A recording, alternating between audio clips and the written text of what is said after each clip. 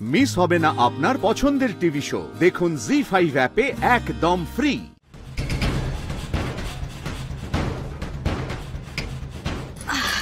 চলুন দাদা। দিদি আর একজন হলে গাড়ি ছাড়বো। বসুন।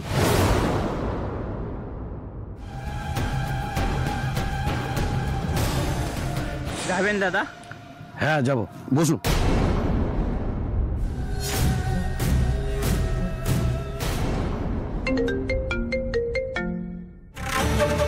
হ্যালো ম্যাডাম, ও বেরিয়েছে, আমরা পেছনে যাচ্ছি। গুড, ঠিক যেইভাবে কাজটা করতে বলেছে সেইভাবে করবে। Yes madam.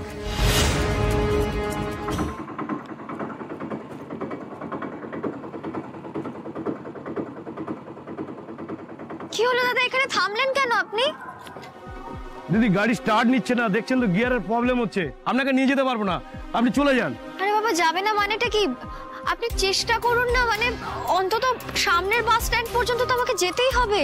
শুনুন, আপনাকে ভাড়া দিতে হবে না, আপনি চলে যান। আমাকে এখন হেঁটে হেঁটে মেকানিক খুঁজতে যেতে হবে, প্লিজ আপনি চলে যান। দাদা, এরকম ভাবে একটা ফাঁকা জায়গায় আমি পাবোই বা কি? আরে বাবা দেখুন না, কিছু না কিছু পেয়ে যাবেন।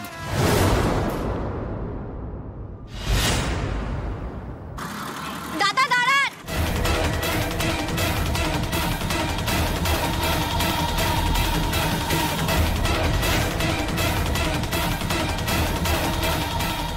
অদ্ভুত লোক তো উনি।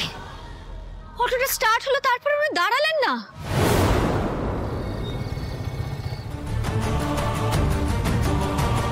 কেউ কি আমাকে ফলো করছে, নাকি ফাঁকা রাস্তা বলে আমার এরকম মনে হচ্ছে?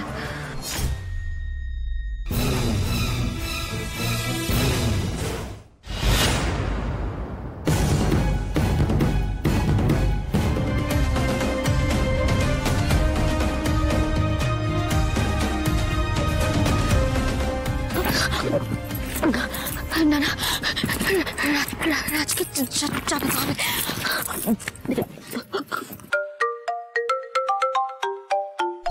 আমি তো এই ফোনটার জন্য অপেক্ষা করছিলাম। রাজ, কে ফোন করেছে? রাজ বলছিলাম 1 মিনিট, আমি একটু ফোনটা ধরে নিয়ে 1 মিনিট। হ্যাঁ হ্যাঁ, তুমি এখানেই ফোনটা ধরতে পারো, আমাদের মিটিং তো শেষই হয়ে গেছে। Thank you. হ্যালো শ্রী, বলছিলাম যে আমি একটা মিটিং এ আছি, আমি তোমাকে একটু পরে ফোন করি। রাজ, রাজ আমার কথাটা আগে শোনো প্লিজ। তুমি এইভাবে কথা বলছো কেন? কোথায় আছো তুমি? আমি আমি আমি খুব বিপদের মধ্যে রয়েছি। রাজ, অফিসে যাওয়ার পথে দুটো লোক আমাকে ফলো করছিল, ওরা এখন আমাকে ফলো করছে। আমি লুকিয়ে আছি রাজ, অনেক কষ্ট লুকিয়ে আছি। আমার খুব ভয় করছে, তুমি তাড়াতাড়ি চলে এসো। তোমার শ্রী যে খুব বিপদে। রাজ, কি করবে তাহলে এখন? কি হয়েছে শ্রী, বলো আমাকে। লোকগুলো এখনো রয়েছে রাজ, আমার খুব ভয় করছে। ওরা কারা? তুমি ওদের দেখতে পাচ্ছ? আমি জানি না রাজ, আমি ওদের এর আগে কখনো দেখিনি। রাজ প্লিজ তাড়াতাড়ি এসো, ভয় করছে। শ্রী একদম ভয় পাবে না, আমি এক্ষুনি আসছি, তোমার রাজ আসছে, বুঝলে? আর হ্যাঁ শোনো, তোমার কারেন্ট লোকেশনটা আমাকে এক্ষুনি পাঠাও, আর যতক্ষণ না আমি আসছি তুমি ওখানেই থাকবে, লুকিয়ে থাকবে, কেউ যেন তোমাকে দেখতে না পায়। জি5 ডাউনলোড করুন আর সব এপিসোড দেখুন একদম ফ্রি।